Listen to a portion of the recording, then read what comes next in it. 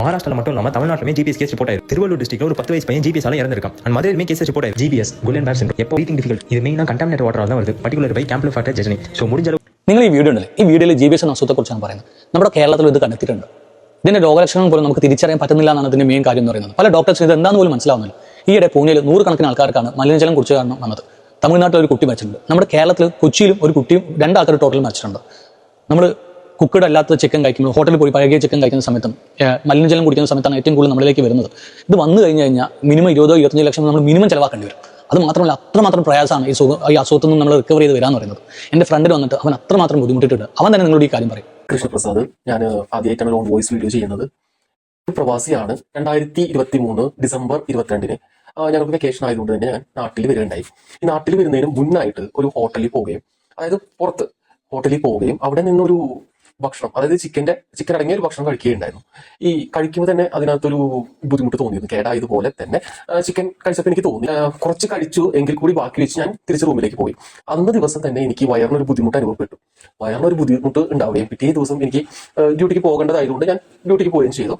പിറ്റേ ദിവസം ആയപ്പോൾ തന്നെ ചെറിയ രീതിയിൽ ജലദോഷം, ചെറിയ രീതിയിൽ പനിയൊക്കെ തുടങ്ങി. കണ്ണൊക്കെ ചുവന്ന് മൂക്കിൽ നിന്ന് ഇങ്ങനെ വെള്ളം വന്ന് ഭയങ്കര ബുദ്ധിമുട്ടുണ്ടായിരുന്നു.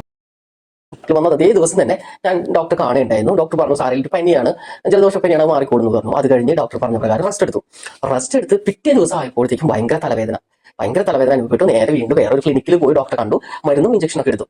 അത് കഴിഞ്ഞ് ആ സമയത്ത് കുറവുണ്ടായിരുന്നു. തിരിച്ച് റിട്ടേൺ വീട്ടിൽ വന്ന് വീണ്ടും റെസ്റ്റ് എടുത്തു. വൈകിട്ടായപ്പോഴത്തേക്കും കൈയിന്റെ അല്ലെങ്കിൽ കാലുകളുടെ ഒക്കെ തുമ്പിലായിട്ട് തരിപ്പ് അനുഭവപ്പെട്ടു.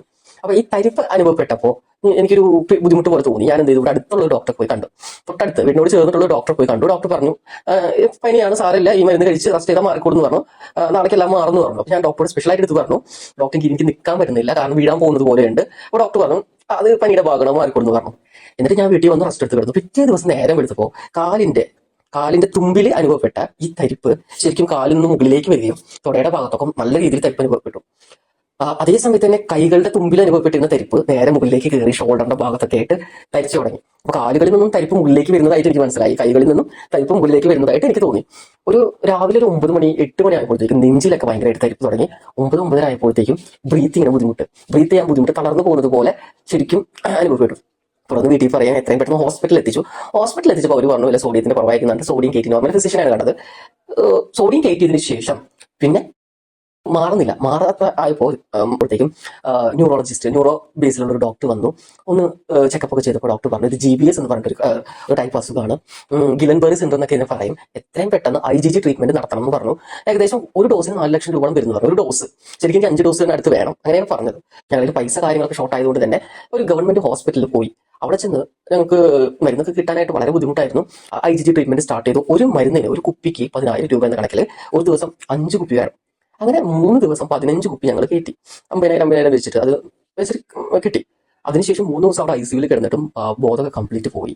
പിന്നെ ഞങ്ങൾ എന്ത് ചെയ്തു, വീട്ടുകാർ നിർബന്ധം പിടിച്ചിട്ട് ഒരു D ലെവൽ ആംബുലൻസിൽ എത്രയും പെട്ടെന്ന് വേറൊരു പ്രൈവറ്റ് ഹോസ്പിറ്റലിലേക്ക് എത്തിച്ചു. അവിടെ എത്തിച്ചപ്പോൾ തന്നെ അവർ ICUവിൽ കയറ്റി. കംപ്ലീറ്റ് ബോധം പോയിരുന്നു, ഒന്നും ഉണ്ടായിരുന്നില്ല. ഏകദേശം 5 ദിവസത്തോളം ഒരു എനക്കോ കാര്യങ്ങളോ ഉണ്ടായിരുന്നില്ല. അത്രയും മോശം ക്രിട്ടിക്കൽ സിറ്റുവേഷനാണ് ഉണ്ടായിരുന്നത്. അതിനുശേഷം ഒരു 5-6 ദിവസം കഴിഞ്ഞപ്പോഴത്തേക്കും പതുക്കെ കണ്ണിന്റെ കൺപീലുകളൊക്കെ ഇറങ്ങി തുടങ്ങി, വിരലുകളൊക്കെ ചെറുതായിട്ട് ഇറങ്ങി തുടങ്ങി. ഒരുവിധം റിക്കവറി. ഏകദേശം 2 മാസത്തോളം പ്രൈവറ്റ് ഹോസ്പിറ്റലിൽ ഫിസിയോതെറാപ്പി അടക്കം എല്ലാ ചികിത്സകൾ കടക്ക ഏകദേശം 20 ലക്ഷത്തിനടുത്ത് ഞങ്ങൾക്ക് ചെലവും വന്നു. അപ്പോൾ ഇതിന്റെ പ്രധാനപ്പെട്ട കാരണം വെച്ചാൽ ഇത് കാണിക്കാനായിട്ട് ഇത്തിരി വൈകിപ്പോയി, അതായത് ഡോക്ടറെ കൺസൾട്ട് ചെയ്യാനായിട്ട് വൈകിപ്പോയി. അത് GBS കുറച്ചും കൂടിയും എന്താ പറയുക ബുദ്ധിമുട്ടുള്ള ഒരു വെറൈറ്റിയാണ്. പ്രൈവറ്റ് ഹോസ്പിറ്റലിൽ 2 മാസത്തെ കഠിനമായിട്ടുള്ള പരിശീലനങ്ങളും ഫിസിയോതെറാപ്പികളും ട്രീറ്റ്മെന്റുകൾക്കും ശേഷം ഞങ്ങൾ അവിടെ നിന്ന് പോരുകയുണ്ടായി. റിട്ടേൺ പോന്നു. എന്നിട്ട് വേറൊരു ഹോസ്പിറ്റലിൽ, വീടിനടുത്തുള്ള ഒരു ഹോസ്പിറ്റലിൽ ചെന്നു. അവിടെ ഒരു 3 മാസം കിടന്ന് ചികിത്സിച്ചു ഫിസിയോതെറാപ്പിയുടെ ഭാഗമായിട്ട്. അവിടെ നിന്ന് തിരിച്ച് വീട്ടിലേക്ക് വന്ന് വേറൊരു ഹോസ്പിറ്റലിൽ 4 മാസം ചികിത്സിച്ചു. അങ്ങനെ നിലവിൽ ഇപ്പോൾ ഒരു വർഷവും 7 മാസം കഴിഞ്ഞിരിക്കുന്നു. ഡോക്ടർ പറയുണ്ടായിരുന്നു 2 വർഷം നമുക്കെടുക്കും ഇതൊന്ന് മാറി വരാനായിട്ട്. ഇപ്പോഴും ഏകദേശം ശരീരമൊക്കെ ശരിയായിട്ടുണ്ട്. എന്നിരുന്നാലും കൈകളുടെ പ്രവർത്തനങ്ങളൊക്കെ ഇപ്പോഴും വളരെ സ്ലോയിലാണ്. ഇതൊക്കെ റിക്കവർ ആവാനായിട്ട് ടൈം എടുക്കുന്നു പറഞ്ഞു. ഇനിയൊരു 3-4 മാസത്തിനുള്ളിൽ റിക്കവർ ആവുമെന്ന് വിചാരിക്കുന്നു. അപ്പൊ ഇങ്ങനെ ഒരു വീഡിയോ ചെയ്യാനായിട്ടുള്ള മെയിൻ റീസൺ എന്ന് പറയുന്നത് ഈ രോഗത്തിനെ കുറിച്ചിട്ട് പല ഡോക്ടേഴ്സിനും ഇന്നും അറിയില്ല എന്നുള്ളതാണ്. ഈ ഡോക്ടേഴ്സിന് പലർക്കും ഈ ഒരു കണ്ടീഷനെ കുറിച്ചിട്ട് അറിയില്ല. അപ്പോൾ ഈ ആളുകൾക്കും ഇതിനെക്കുറിച്ച് വലിയൊരു അവയർനെസ് ഉണ്ടാവില്ല. ഇത് വന്നു കഴിഞ്ഞാൽ ഇത് പെട്ടെന്ന് മെഡിസിൻ നമുക്ക് കിട്ടുകയാണെങ്കിൽ നമ്മളുടെ അത്രത്തോളം നെർവ്സിനെ എഫക്ട് ചെയ്യുന്നത് കുറയും, നടക്കാനുള്ള ചാൻസ് കൂടുകയും ചെയ്യും. ഈ ഒരു കണ്ടീഷൻ വന്നു കഴിഞ്ഞാൽ, തരിപ്പ് വന്നു കഴിഞ്ഞാൽ പലരും അത് ഇഗ്നോർ ചെയ്യും. ഡോക്ടേഴ്സിനെ കാണിക്കാതെയോ അല്ലാതെങ്കിൽ വരട്ടെ കുറച്ച് കഴിയട്ടെ എന്ന് വിചാരിച്ച് വീട്ടിലിരിക്കും. അങ്ങനെയുള്ള ആളുകൾക്ക് ഈ ഒരു കണ്ടീഷൻ വളരെ ഡേഞ്ചറസ് ആണ്. ഈ അടുത്ത 2 മാസം മുന്നേ കൊച്ചിയിൽ ഒരു 23 വയസ്സുള്ള പെൺകുട്ടി GBS ബാധിച്ച് മരണപ്പെട്ടിട്ടുണ്ട്. പ്രധാന കാരണം ലങ് ഫെയിലിയർ, അതുപോലെ തന്നെ കാർഡിയാക് അറസ്റ്റുമാണ്. അപ്പോൾ ഈ ഒരു അവയർനെസ് നിങ്ങളിലേക്ക് എത്തിക്കുക എന്നുള്ളതാണ് ഇങ്ങനെ ഒരു വീഡിയോയുടെ ഉദ്ദേശം എന്ന് പറയുന്നത്. ഇനി ഇത് വന്ന് ക്രിട്ടിക്കൽ സിറ്റുവേഷൻ ആയി കഴിഞ്ഞാൽ ലക്ഷങ്ങളാണ് നമുക്ക് ചെലവിനായിട്ട് വരുന്നത്, അതും മനസ്സിലാക്കാം.